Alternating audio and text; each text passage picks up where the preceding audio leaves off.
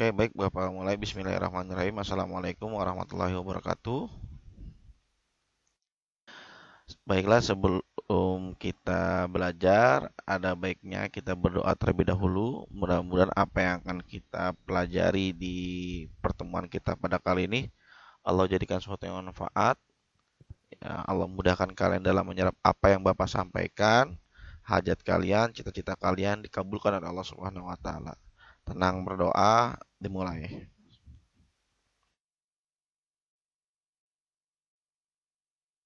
Ya, selesai. Baik, pada pertemuan sebelumnya ya Bapak sudah membahas tentang masalah-masalah ekonomi. Ya, ada beberapa hal yang perlu Bapak jelaskan kembali karena menurut Bapak ada kekurangan ya untuk menjelaskan materinya. Untuk lebih memahaminya, mari kita kaji kembali tentang mengevaluasi masalah-masalah ekonomi. Ya, ingat pada pertemuan sebelumnya Bapak sudah menjelaskan masalah pokok ekonomi ada berapa? Ya, ada dua ya. Masalah pokok ekonomi itu ada dua, yaitu masalah ekonomi klasik dan masalah ekonomi modern. Ya, sebenarnya permasalahan ini ya terjadi akibat ya ini adanya kebutuhan manusia. Ya, masalah terjadi gitu. Karena biasanya ya kebutuhan manusia itu tidak terbatas.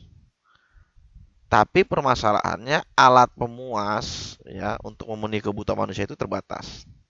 Ya, dan kita tidak bisa memungkiri itu semua ya karena pada hakikatnya kebutuhan manusia adalah sesuatu yang perlu dipenuhi agar manusia dapat hidup layak.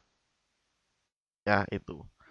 Ya, jadi kan kita tidak bisa menangkal itu ya. Nah, gitu. Itu yang menjadi masalah ekonomi klasik. Ya, itu. Nah, terus kemudian selamat. Oke, ya. Nah, kemudian ada beberapa faktor ya yang dapat mempengaruhi jumlah kebutuhan manusia. Ya, ada faktor ekstern dan ada faktor intern. Faktor ekstern itu adalah faktor yang berasal dari luar diri manusia itu sendiri. Ya, sedangkan faktor intern itu adalah faktor yang berasal dari dalam diri manusia itu sendiri. Ya, yang pertama ada faktor intern. Ya, faktor yang berada dalam diri itu sendiri. Ya, yang pertama ada profesi atau pekerjaan. Ya, kita lihat setiap orang itu memiliki profesi dan pekerjaan yang berbeda-beda.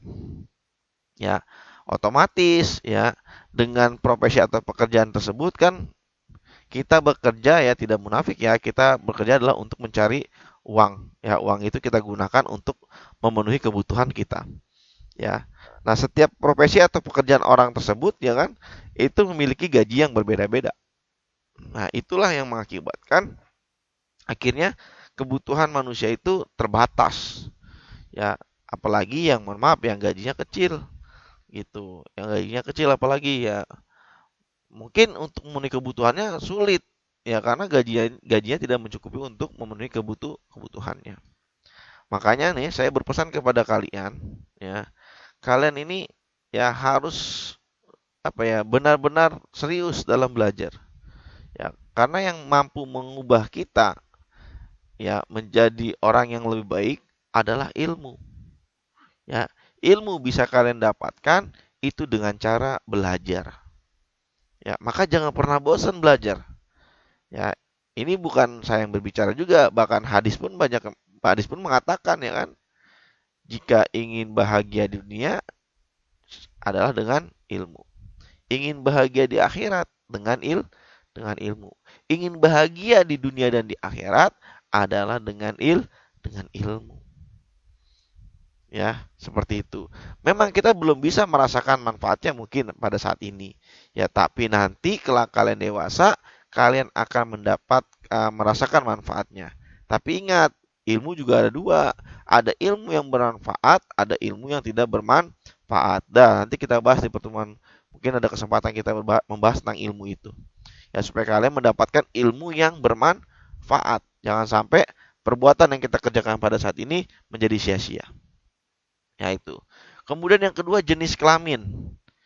Ya, laki-laki dan perempuan ya. Laki-laki dan perempuan juga memiliki kebutuhan yang berbeda. Ya, baik dari segi pakaian, kemudian aksesoris dan lain-lainnya ya. Itu juga menjadi faktor intern ya dalam memenuhi kebutuhannya. Ya, mungkin seorang perempuan akan banyak ya belanja ya untuk memenuhi ya anggaplah buat memenuhi diri sendiri lah ya. Kalau laki-laki mah nggak butuh make up, perempuan butuh make up gitu kan. Inilah yang menyebabkan terjadi perbedaan ya. Makanya harus pinter-pinter nih ya. Zaman sekarang kan udah emansipasi wanita ya. Wanita juga bisa bekerja, bahkan wanita pernah jadi presiden, itu Ibu Megawati. Ya, maka kalian rubah pola pikirnya tuh. Ya, pola pikir jadul yang berpikir bahwa wanita itu nanti juga ujung-ujungnya ada di dapur, itu rubah. Ya, karena udah nggak seperti itu lagi. Zaman sekarang mah udah beda. Ya, wanita bisa melakukan apa saja yang ia inginkan. Tapi jangan lupa ya hakikat kamu sebagai wanita. Ya, terutama nanti jadi seorang istri, jangan lupa ya itu supaya hidupnya menjadi bahagia. Kemudian yang ketiga adalah usia. Ya, usia. Semakin tua, mungkin kita semakin sulit kita untuk bekerja, ya untuk memenuhi kebutuhan. Paling kita mengharapkan dari Allah Subhanahu wa taala ya melalui anak-anaknya ya kan, yaitu. Nah, ini juga menjadi permasalahan faktor intern. Yang keempat, tingkat pendidikan. Ya, yang saya hampir sama dengan yang pertama, ya. Percayalah dan yakin zaman dulu ya mungkin ada istilah mencari kerja itu mudah. Ya, SD aja bisa kerja. Untuk zaman sekarang boro-boro SD, SMA, SMK sederajat aja untuk mencari kerja susahnya bukan main. Ya, rata-rata memang untuk jadi buruh itu udah minimal SMA, SMK. Bahkan office boy saja itu minimal SMA, SMK. Ya, makanya kalian jangan pernah putus asa dalam belajar. Insya Allah pasti akan ada jalan. Ya, apalagi di negara kita jelas bahwa kalian adalah anak bangsa dan kalian itu berhak untuk mendapatkan pendidikan yang layak dari negara Republik Indonesia. Ya, jadi kalian gak usah khawatir. Ya, asalkan kalian punya niat dan mau usaha, insya Allah Allah akan berikan jalan kepada kalian. Ya, sampai kalian sarjana nanti. Mungkin kalian ada yang bakal jadi magister, S2, ya, mungkin ada yang jadi doktor, S3. Ya, doa Bapak mengiringi kalian. Ya, yang keempat. Kemudian faktor intern yang kelima adalah perasaan tidak puas. Ya, sudah punya sepeda, ya, pengen punya motor. Udah punya motor, pengen punya mobil. Ya, itu faktor intern. Yang akhirnya apa tadi? Terjadi sebuah permasalahan dalam ekonomi. Kebutuhan manusia yang tidak ada batasnya. Sedangkan alat pemuas kebutuhan itu terbatas. Ya, itu adalah faktor intern yang mempengaruhi uh, masalah ekonomi klasik. Ya. Kemudian ada faktor ekstern. Ya, sebaliknya, lawan kata dari intern adalah ekstern. Ekstern itu adalah faktor yang berasal dari luar diri manusia itu sendiri. Ya, apa misalnya? Yang pertama, keadaan alam. Ya, setiap negara memiliki suhu, cuaca, iklim yang berbeda-beda. Ya, setiap negara memiliki topografi ketinggian tempat yang berbeda-beda. Ya, bahkan di Indonesia sendiri, ya, topografi wilayahnya berbeda-beda. Ada yang dataran tinggi, ada yang dataran rendah. Orang dataran tinggi pasti kebutuhannya berbeda dengan orang-orang yang ada di dataran rendah. Ya, itu menjadi permasalahan juga. Ya, itu.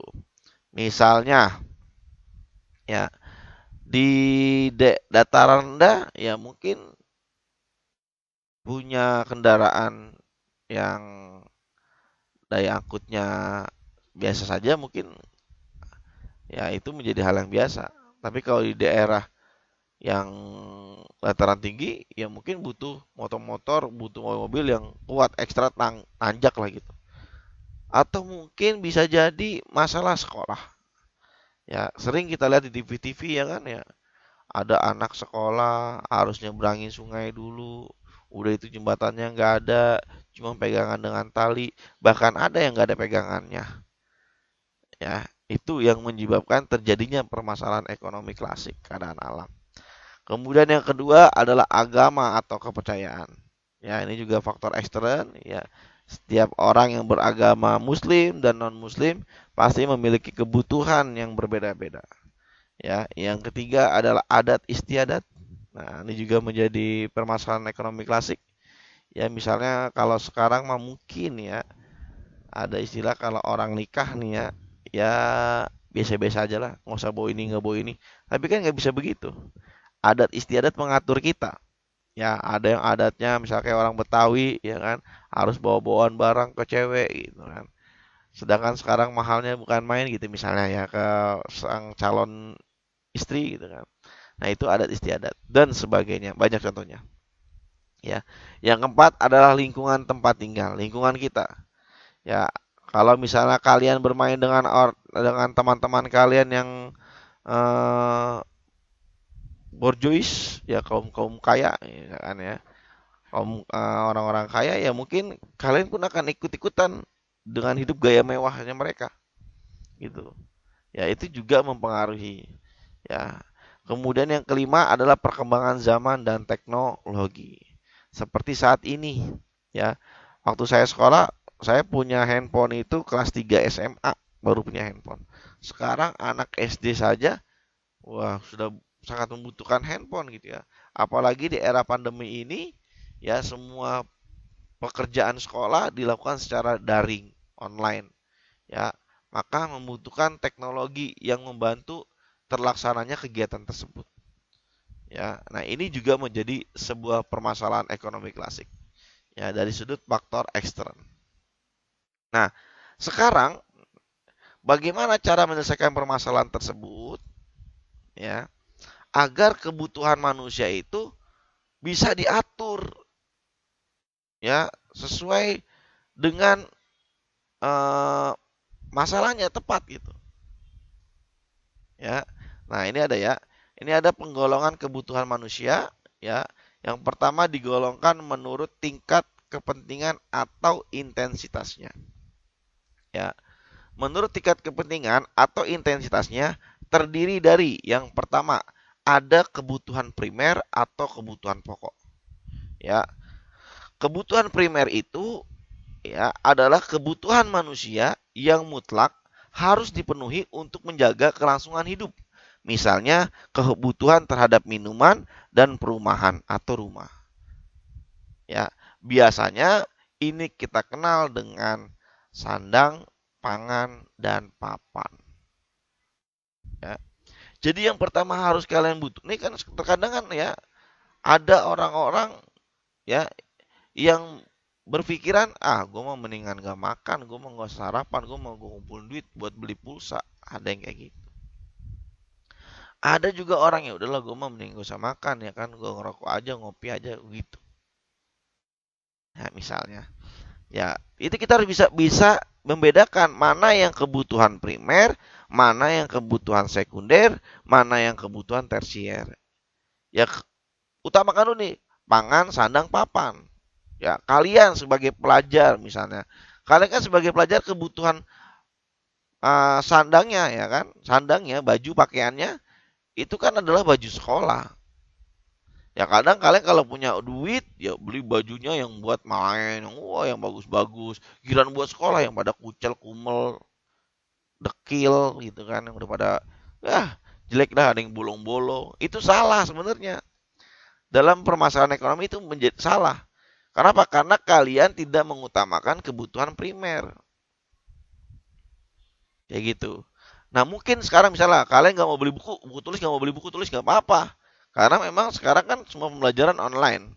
Ya, yang lebih diutamakan apa? Ya pulsa, paket, data ya itu bisa. Tapi nanti ketika kamu sekolah, ya bukulah menjadi dasar utama kalian untuk kalian bisa mampu belajar. Itu menjadi kebutuhan primer, bukan pulsa lagi karena kalian sudah mulai bertatap muka dengan guru kalian. Nih ya, saya mau anak-anak OTKP yang belajar ekonomi bisnis, kalian sekarang sudah bisa memilih ya mana kebutuhan primer, mana sekunder, mana tersier. Ya, kayak gitu. Lihat kita ini sekarang sebagai apa. Nah itu kamu tulis apa yang menjadi pokok primer saya. Nanti insya Allah kalau kebutuhan primer kalian sudah terpenuhi dengan baik, maka kalian akan melangkah kepada kebutuhan sekunder. Apa itu kebutuhan sekunder? Kebutuhan sekunder itu adalah kebutuhan yang dipenuhi untuk melengkapi kebutuhan primer. Ya, jadi ini hanya sebagai alat pelengkap kebutuhan primer, ya kan? Misalnya, kalau nanti sudah tatap muka ya, kamu sudah punya seragam yang bagus, kalian sudah punya buku yang layak, ya kan, punya pulpen. Apa kebutuhan sekundernya? Ya mungkin tambahan teknologinya, ya kan, handphone yang bisa digunakan buat belajar, pastinya, gitu kan. Dan lain tas, ya kan, tasnya mungkin kebutuhan primer ya, karena kamu harus pakai tas, ya kan. Nah mungkin nanti yang lainnya, ya, buat ngelengkapin kebutuhan primer. Nanti kalau kamu sudah berumah tangga, kamu sudah punya apa? Sudah punya rumah. Berarti kan kamu tinggal beli alat-alat rumah tangga, ya. Atau nanti kamu sekolah nih, kan sekarang masih jalan kaki nih, primer yang penting bisa naik angkot aja. Udah kamu udah mulai ngumpulin duit, udah punya duit banyak, beli kendaraan sepeda misalnya, ya buat sekolah kayak gitu. Ya, tapi yang utamakan primer dulu, ya. Ingat jangan sekunder. Nah, yang ketiga adalah kebutuhan tersier. Ya, kalau sudah primer terpenuhi, sekunder sudah terpenuhi, ya. Nah, masuk kepada kebutuhan tersier. Nah, kebutuhan tersier ini adalah kebutuhan tambahan aja yang berupa barang-barang mewah, ya, seperti emas, mobil mewah, rumah mewah, nah, gitu. Kayak gitu. Ya, ini adalah kebutuhan manusia menurut tingkat kepentingan atau intensitasnya. Ya, jadi saya mohon kepada kalian, ya setelah belajar ini, kalian sudah mampu nih memilah mana yang menjadi kebutuhan primer kalian, mana yang menjadi kebutuhan sekunder kalian, mana yang menjadi kebutuhan tersier kalian. Dan utamakan terlebih dahulu adalah kebutuhan primer kalian. Ya, nah nanti untuk selanjutnya kita bahas lagi ya, kebutuhan manusia menurut waktunya. Ya, karena saya rasa sudah cukup, sudah sekitar 17 menit penjelasan dari saya. Terima kasih. Wassalamualaikum warahmatullahi wabarakatuh.